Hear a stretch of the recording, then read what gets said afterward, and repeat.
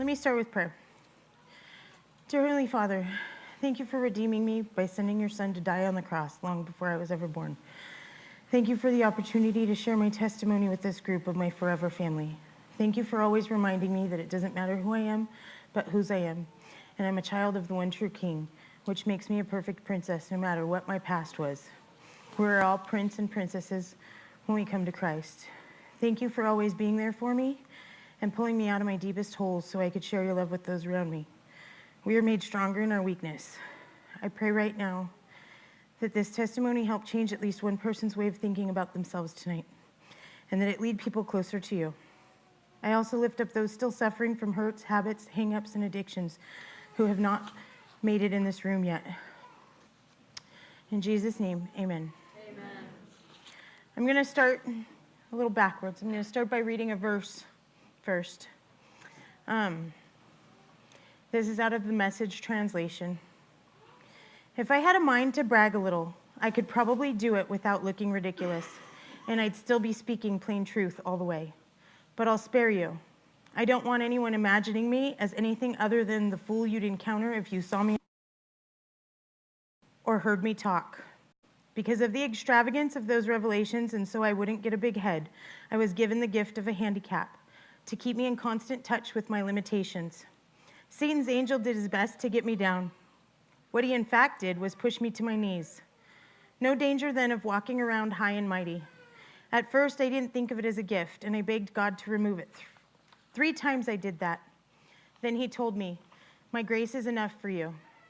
It's all you need. My strength comes into its own in your weakness. Once I heard that, I was glad to let it happen. I quit focusing on the handicap and began appreciating the gift. It was a case of Christ's strength moving in on my weakness. Now I take limitations in stride and with good cheer, these limitations that cut me down to size. Abuse, accidents, opposition, bad breaks, I just let Christ take over. And so the weaker I get, the stronger I become. 2 Corinthians 12, 6 through 10. My name is Rachel Shows, and I'm a child of the one true King, and a grateful believer and follower of Jesus Christ. I have struggled with codependency, anger, resentment, worry, abandonment, food addiction, drug addiction, sexual addiction, pain, both emotional and physical, and so many other things. Basically, I've struggled my whole life with trying to play God and mask my pain with outside fixes, instead of turning to God in times of need. Yet God has proven to me over and over and over again, He has always been there and He always will. I was born December 29th, 1977 in San Pedro, California. I was the first and only child of the second marriage for each of my parents. I had 3 older brothers from my dad's first marriage and 2 older sisters from my mother's first marriage. It was a classic his, mine, and ours sort of family. I grew up quite spoiled being the baby of the family from the newer relationship. I know I had a lot of favoritism. I was always Daddy's little girl. He would dress me up and take me out on the weekends to fancy lunches or museums. We were always busy doing something, even if it was just going to a local community center for a fair or a park to fly a kite. We attended church on Sundays, and I went to an Episcopal school. At the age of 5, some neighbors took me to church with them. Though I had been in church most of my life, I had never heard of the sinner's prayer. I prayed the sinner's prayer at Sunday school that weekend and came home excited to tell my mom about it. So she, having been raised Catholic and currently attending the Episcopal Church, thought that accepting Jesus and being born again was for those holy roller weirdos. But nonetheless, I was saved, and once saved, always saved. That is how I know He was always there. At around the age of 6 years old, the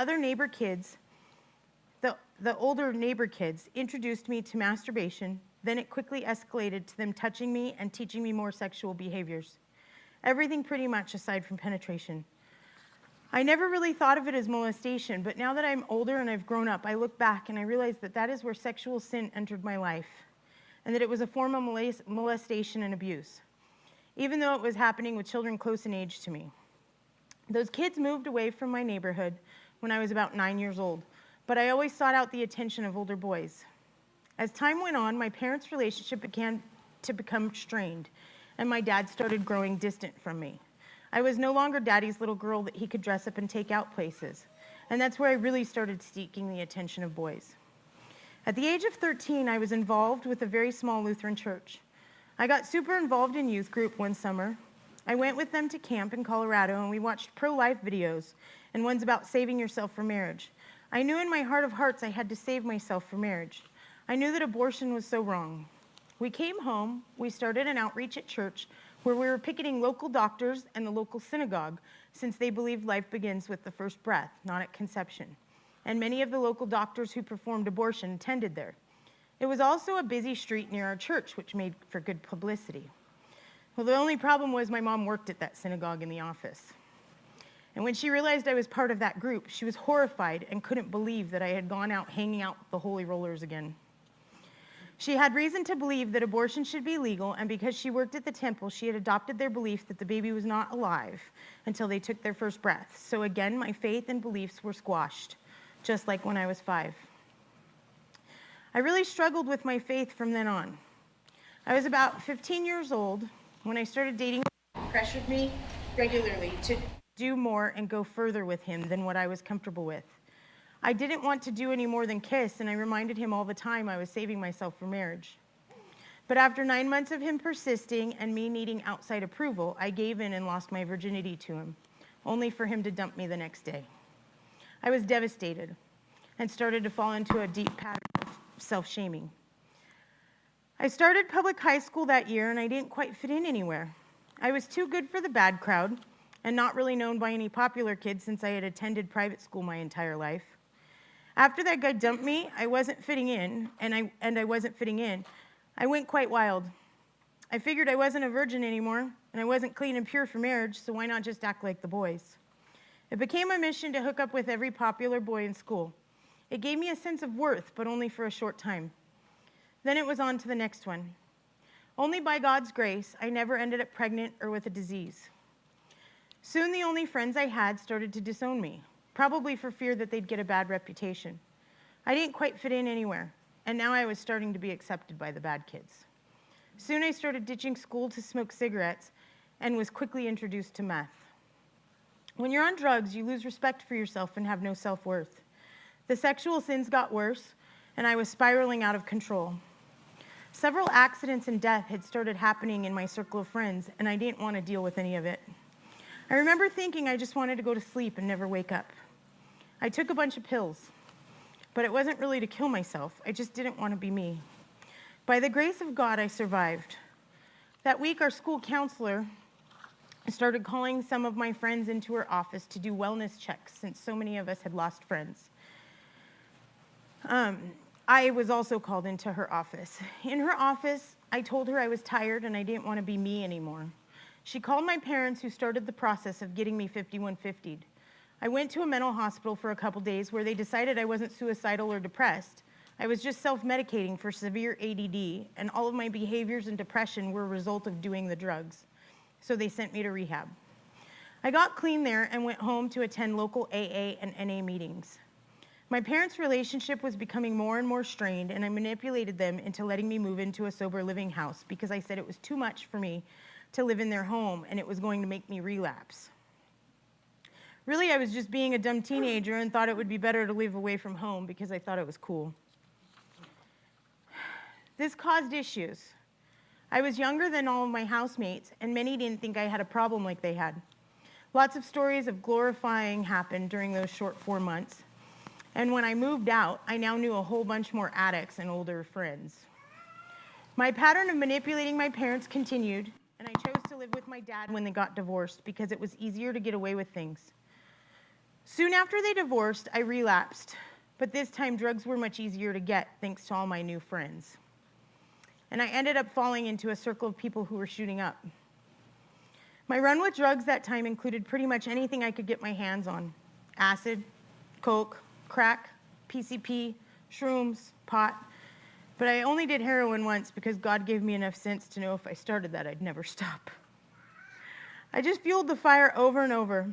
If it altered your mind or your state of consciousness, I did it. I just didn't want to be me. I was so lost. I was so broken. But I know even in the darkest moments, God was always there. When I was almost 17 years old, my dad found a box of drugs and paraphernalia tucked between my mattress. I was so high when I left the house that night, I forgot to pull my comforter back down, and it was devastating that my dad found out one of my deepest, darkest secrets. I had been using meth intravenously. Even many of my drug friends didn't know. I hid it pretty well. When I came home that night, he confronted me. We talked and we cried for hours. I quit using meth that night, but continued to use hallucinogenics and marijuana and alcohol for some time after that. When I was 17, my mom and dad met new people and remarried. My stepfather was a Christian man who had 18 years clean and sober. In my senior year, I had my life somewhat back together, and I was trying to get enough credits to graduate with my class. I was working really hard, but still dabbling with drugs and alcohol. On my 18th birthday, I totaled my newly restored 65 Mustang and severely injured myself, my best friend, and my stepsister. It was a huge wake-up call. By the grace of God, I did not get into any trouble with the law. It was trouble enough dealing with my dad about that car. He was always very materialistic. And also having to face my beautiful friend and stepsister every day and seeing the scars on their faces. Not too long after that, my stepdad brought home an application for the International Union of Operating Engineers. I turned it in and waited to see what happened. While trying to clean up the wreckage of my first 2 years of high school. In March of that year, I found out that I was accepted into the union apprenticeship program, and that no matter how hard I worked, I wasn't going to graduate with my class. So I opted to get my GED and go to work. I don't think my life would have changed the way it did had my mom not met my stepfather. The union gave me a purpose and a drive to stay sober. God had a plan, and I started to love myself again. In a short time, I ended up in another bad relationship, and I found myself cheating on him on a weekend trip away with my sisters. I was smart enough to use protection, but it broke. A little over a month later, I knew I was pregnant.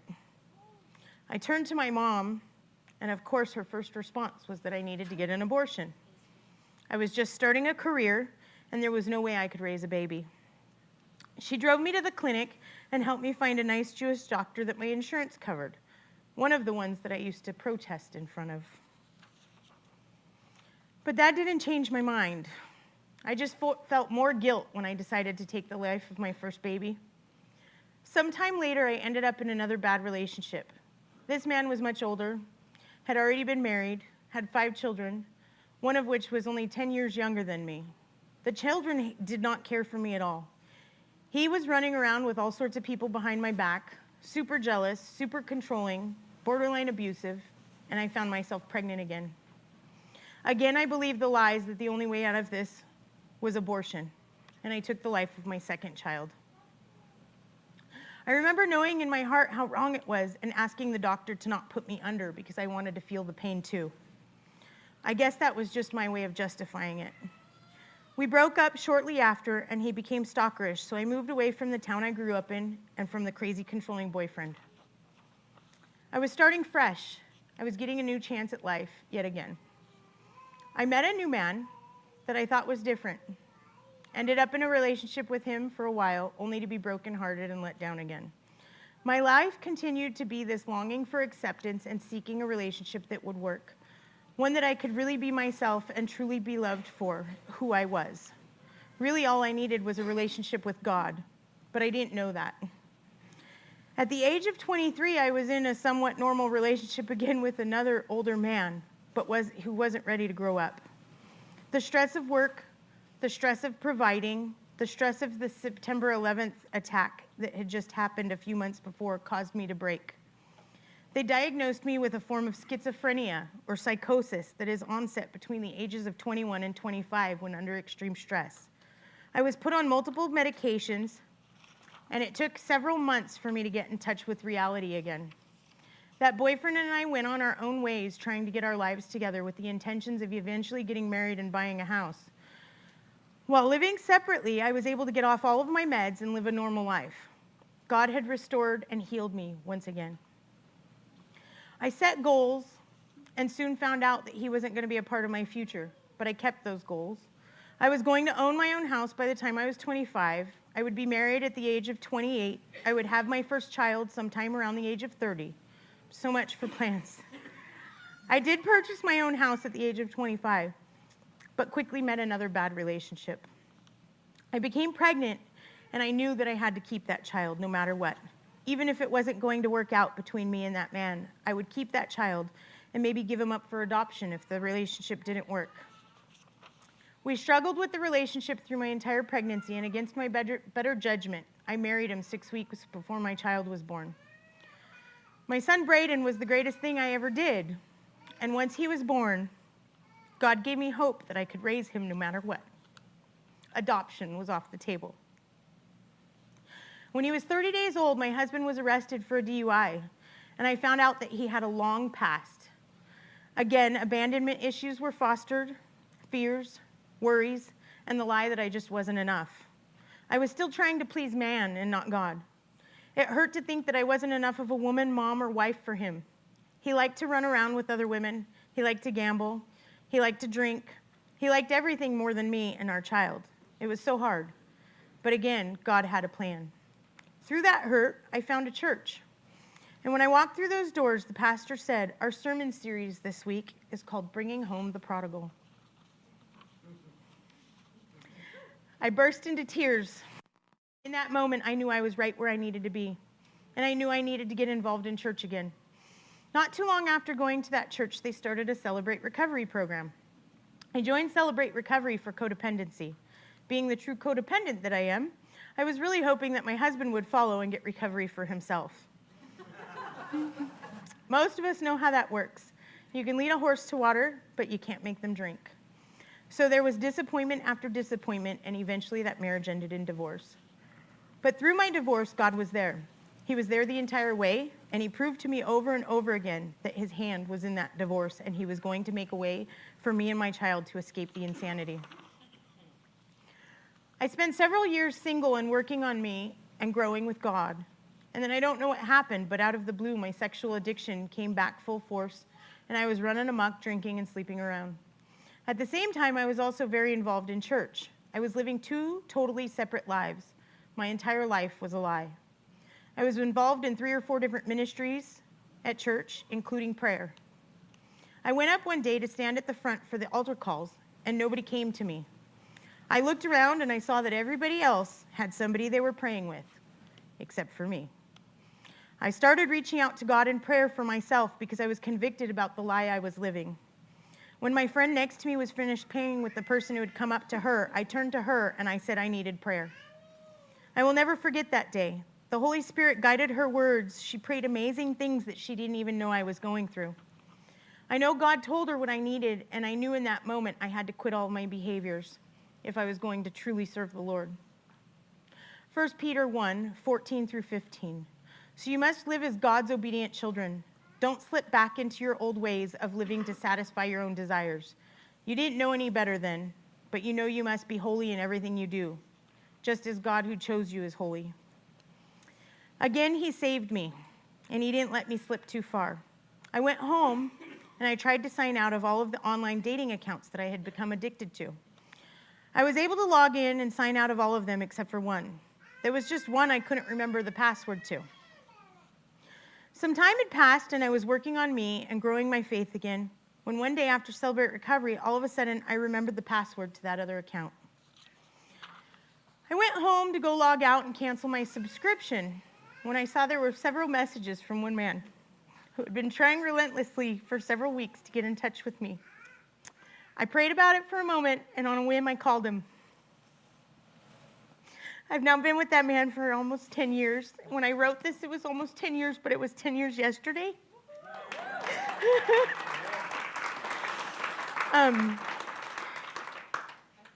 He and I were both very hurt from our previous marriages and didn't want to be married. But I knew I was going to spend the rest of my life with him. We lived in sin until April 22nd, 2017. Those beginning years were tough.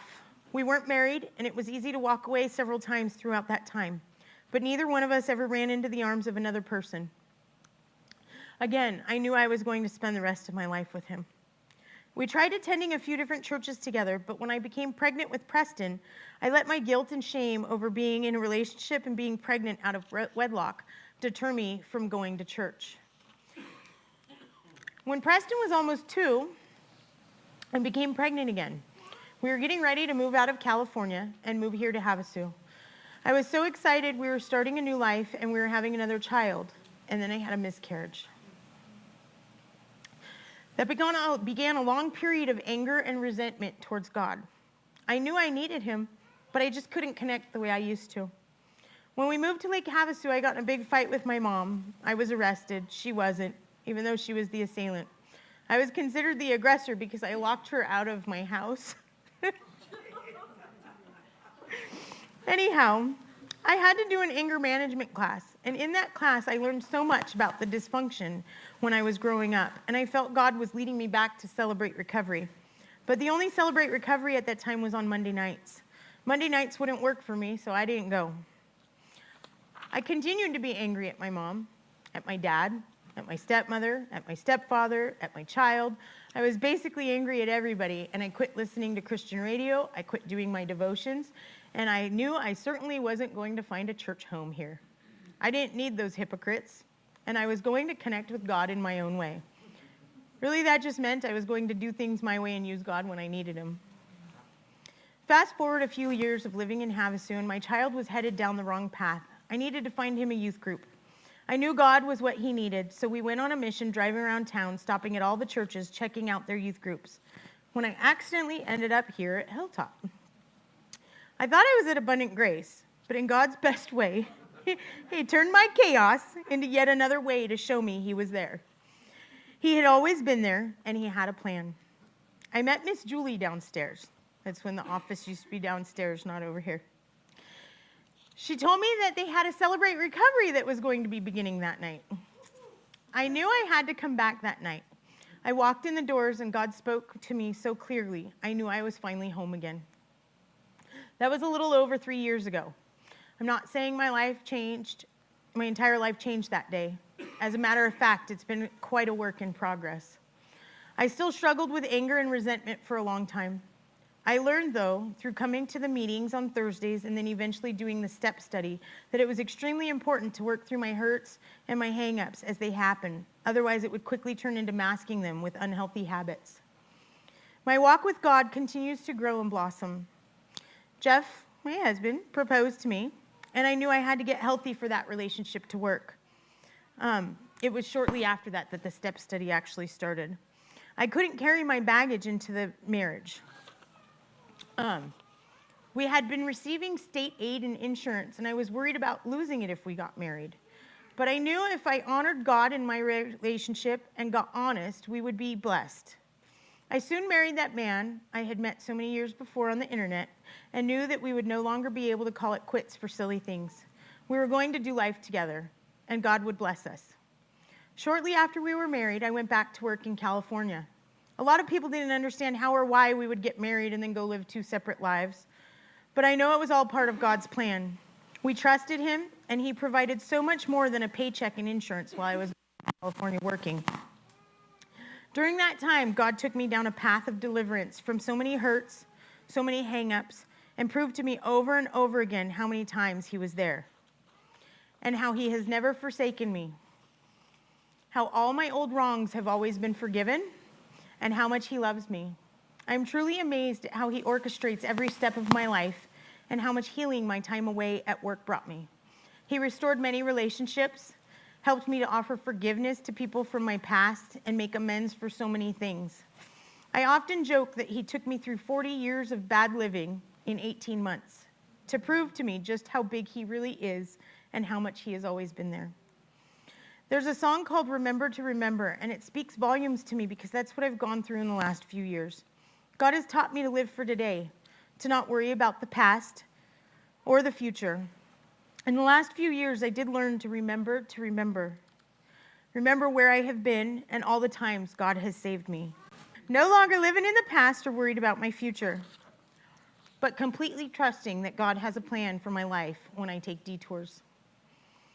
While in California, God also used that time to give me an idea of a way my husband and I can live together without traveling for work, which gives us more time to be involved at the church and able to commit to ministries without worrying if I'll be here this weekend or that weekend or whatever.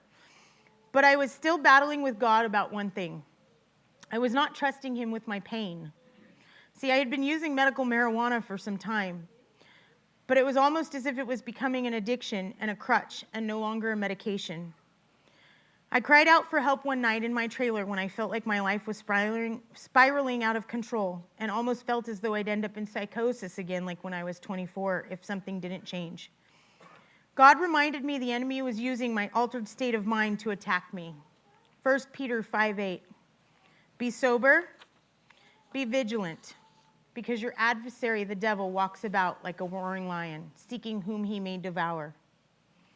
That weekend at home in my bathtub, trying to curb the pain enough to get packed up and go back to work for the week and talking to God, I decided to fully surrender to him, and I reached out to a friend who had recently proclaimed victory and healing from severe pain and dependence on really strong medications. I spoke with her almost my whole drive to California, and I knew I too could trust God one day at a time with my pain. Ironically, that was September 11th. It was like my life had come full circle back to where I was before I mentally broke in my 20s. In September, we started a journey to open a new restaurant here in town that I believe is a mission to honor God in a new, amazing way. We have never been in the restaurant business, and it was hard to get people to believe we could do it. There were many ups and downs, trying to get a lease and food vendors, but I kept standing firm, believing that this is what God wanted for us, and knowing that with God, everything is possible. Matthew 19:26 says, Jesus looked at them intently and said, humanly speaking, it is impossible, but with God, everything is possible. I proclaimed my faith in every business dealing. I stood firm that even though we had no experience, I had faith. If I got into all the details, that would be a whole new testimony. But we still have I'll save all that for an updated testimony when the rest of his vision comes to fruition. For now, I will just honor him with the little business he has so graciously given us because I took a leap of faith and I trusted him again. And I will continue to watch for his breadcrumbs leading me down the path he's already given me a vision for. To wrap this up, I'd like to say that if you trust and surrender to him in all you do, he will make a way for you. It's not promised to be easy, but he will carry you through it. And there's a step study in September. Does amazing things. Sign up for the step study. Anyways, I'm going to end with scripture. In Proverbs 3:5-6, it says, trust in the Lord with all your heart and lean not on your own understanding. In all your ways, submit to him, and he will make your path straight. Thank you for letting me share.